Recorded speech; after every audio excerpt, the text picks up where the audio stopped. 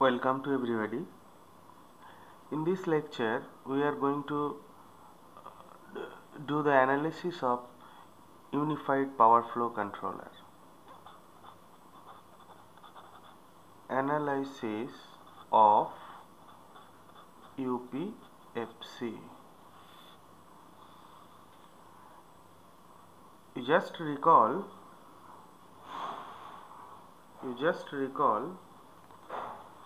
the phasor diagram of UPFC in the earlier class. So the sending end voltage Vs, which can be given by Vs e to the power j theta 1, and the receiving end voltage is given by modulus of means the amplitude of Vr into e to the power j theta 2, and similarly Vpq is given by Vpq e to the power j theta 1 plus rho, j theta 1 plus rho,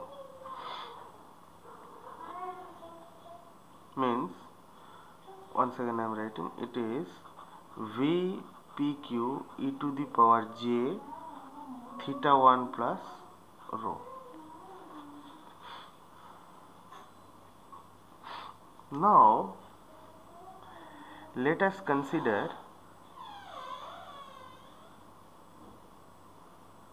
the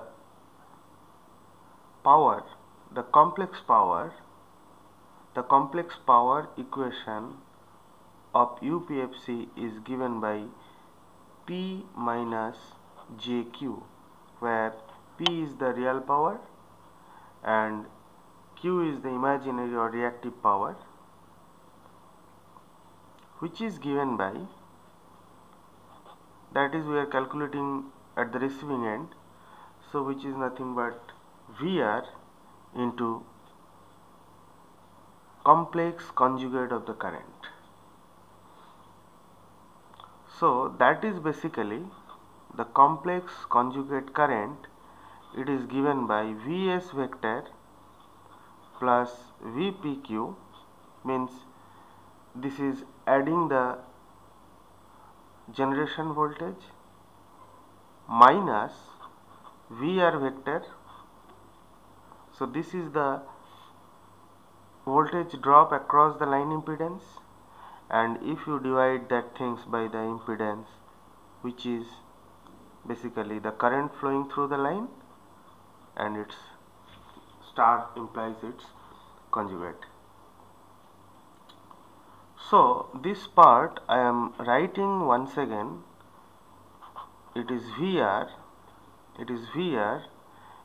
into Vs minus Vr divided by Jx conjugate plus Vr into Vpq conjugate divided by Jx, which conjugate is minus Jx. Let us try to simplify these things one by one, otherwise the equation will become larger size. So let us first compute Vs minus Vr. For my calculation simplicity, let us consider Vs is equal to Vr is equal to V, because we have neglected the voltage drop, we have neglected the resistive voltage drop in the transmission line. That's why we have considered R is equal to 0. So this magnitude of Vs and Vr is more or less equal, and that we have approximated as V. So which is nothing but V e to the power j theta 1 minus e to the power j theta 2. So this is nothing but v. I am separating out the real and imaginary part, which is cos theta 1 minus cos theta 2 plus j sin theta 1 minus sin theta 2.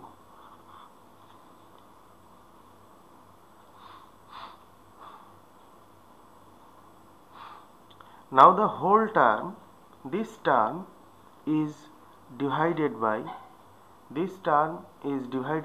jx. So you have to divide these things by jx. If you do that,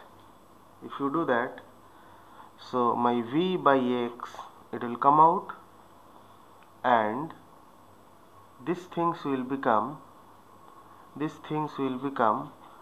sin theta 1 minus sin theta 2 plus cos theta 1 minus cos theta 2 by j.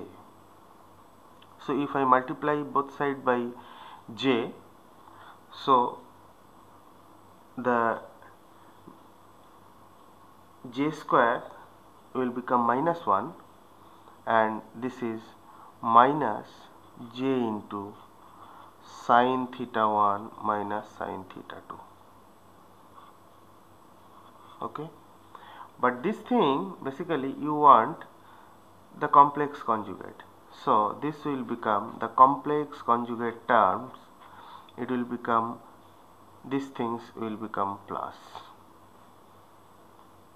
Now this whole term is multiplied with VR. So again VR is, so basically the first part, it will become, this will become v square by x into sin theta 1 minus sin theta 2 plus j cos theta 1 minus cos theta 2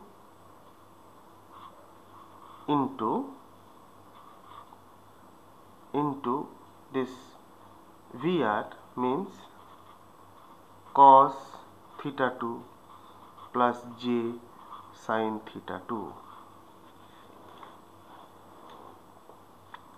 So if you do the simplification, so your v square by x will be outside. Now the real part will this into this minus, because j into j means minus, means j square means minus 1. So this means sin theta 1 cos theta 2, this is sin theta 1 cos theta 2, and this is sin theta 1 into cos theta 2, and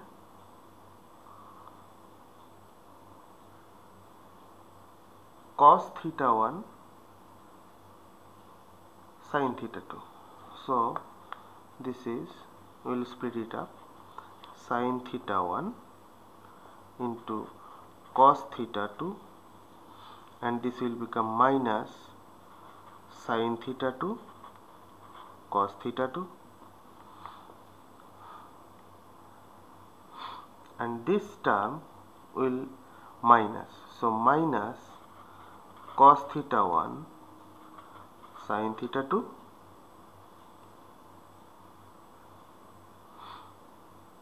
cos theta 1 sin theta 2 and plus sin theta 2 cos theta 2. So this term will cancel, and now we will try to find out the imaginary part. The imaginary part will be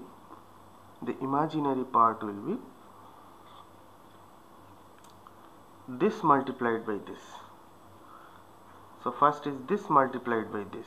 So this is cos theta 1 cos theta 2 cos theta 1 cos theta 2 minus cos square theta 2, and this part will come plus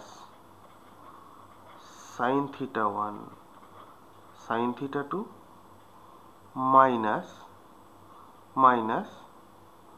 sin square theta 2. Alright, this it will come.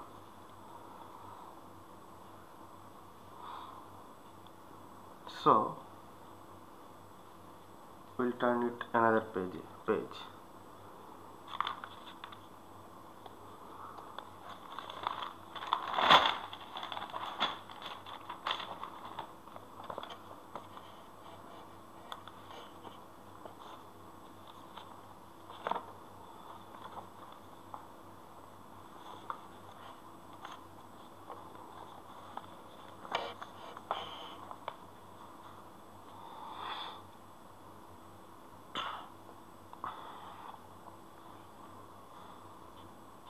So this calculation it will become v square by x, it is already common. Now this will become sin theta 1 cos theta 2 minus cos theta 1 sin theta 2, which is nothing but sin theta 1 minus theta 2 sin theta 1 minus theta 2 plus j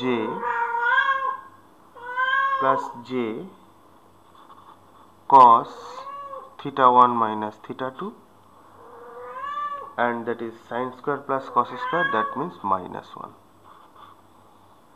So this is my first part.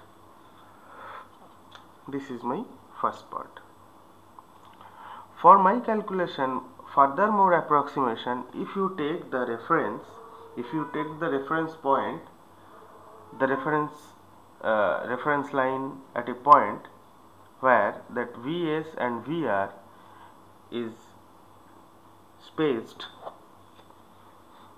by an equal angle, then you can assume your theta 1 is equal to del by 2 and your theta 2 is equal to minus del by 2.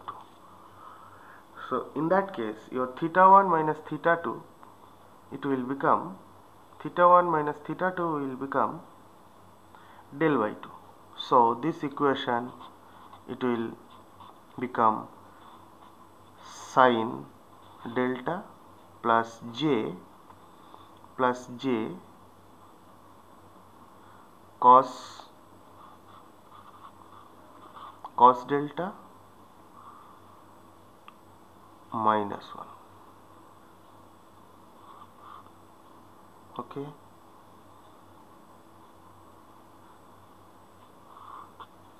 this is the thing. So let us compute the another part of the equation. So the another part is Vr vector into complex conjugate of Vpq by minus jx. So the Vr means V into e to the power j theta 2 into Vpq e to the power j theta 1 plus rho, because it is a complex conjugate, that's why it is minus, and that is minus jx. So similar way it can be written as V into Vpq divided by x into, so here cos theta 2 plus j sin theta 2 into cos theta 1 plus rho minus j sin theta 1 plus rho. Okay, Okay, so now we have to simplify once again. Let us go to another page.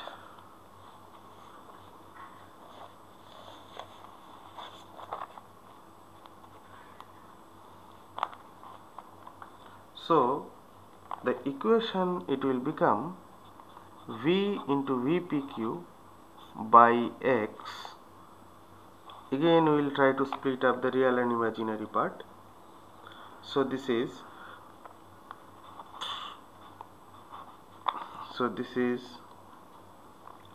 cos theta 1 plus rho into cos theta 2, and this is minus j square means plus, so which is sine, so it is sine theta 1 plus rho into sine theta 2. Okay, so this is one part, and the imaginary part I am taking common, so which is cos theta 1 plus rho, which is cos theta 1 plus rho into sine theta 2, cos theta 1 plus rho into sine theta 2, and minus sine theta 1 plus rho into cos theta 2. So these are the two real and imaginary part. So which is, again we are rearranging it. So this is cos A cos B plus sin A sin B, which is nothing but cos A minus B, so cos theta 1 minus theta 2 plus rho. And the imaginary part I am taking minus j common, so this is sin A cos B minus cos A sin B, which is nothing but sin A minus B. So again it will theta 1 minus theta 2 plus rho. So now again, if we are recalling the approximation earlier, so this will become vpq by x into cos del plus rho minus j sin del plus rho. From these two things, from the earlier derivations and this one, if you add together and you split the real and imaginary part, so this will come, basically our power is p minus, complex power is p minus jq, so that is the real part is va square by x sin delta, v square x by sin delta, plus this is plus v into vpq by x cos delta plus rho. Now if you take again minus j common, so this will become va square by x 1 minus cos delta,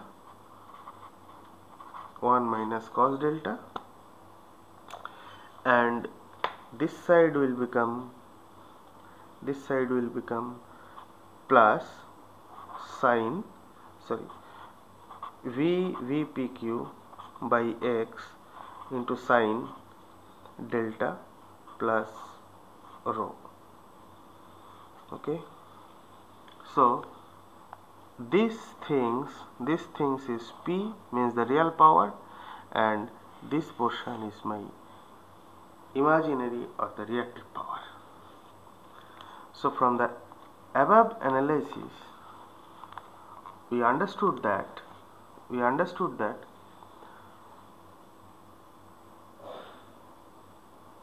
without touching the delta, by varying another parameter which is VPQ vector. So the controllable parameter is the magnitude of the vector and the angle of the vector, basically, which is synchronized voltage source. So by changing this VPQ vector, we can change the real and imaginary power. Let us assume this part is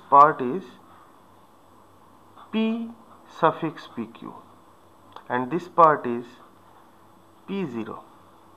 Similarly, this part is Q0 and this part is QPQ.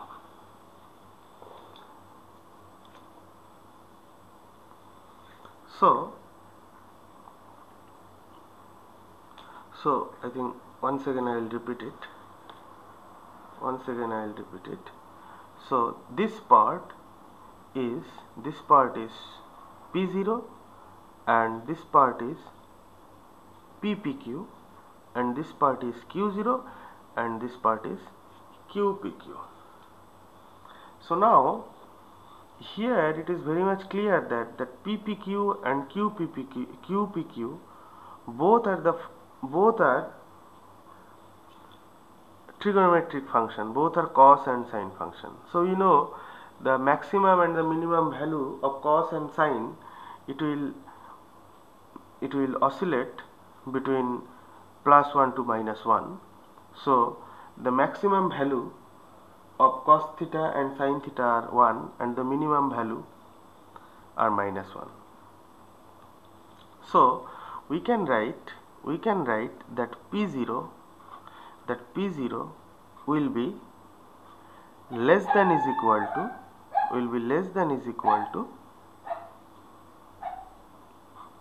P0 plus VPQ by X, and it will be greater than is equal to P0 minus VPQ by X. So I can change without touching the delta parameter, means the delta is strictly dependent on the line impedance. So if you want to control the power by changing the line impedance parameter, the transient instability will occur.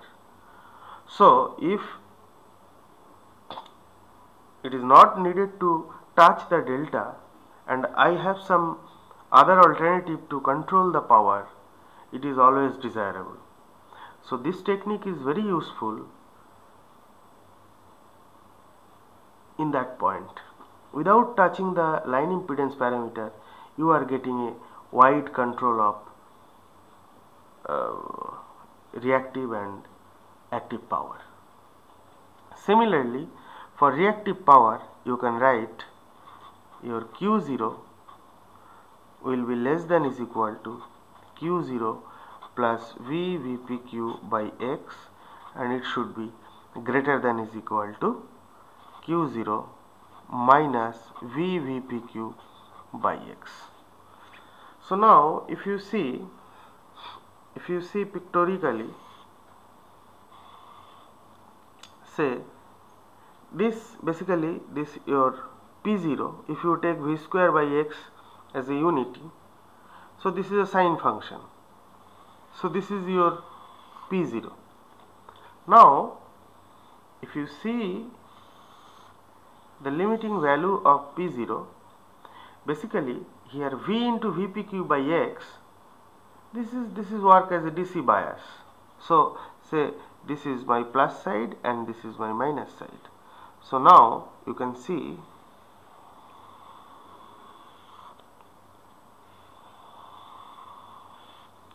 this power. So basically this is your P0. Now by only changing the VPQ vector, you got a wide range of active power control. And similarly the same thing is applicable for reactive power control also. So by changing the synchronous voltage source parameter, you got a wide range of control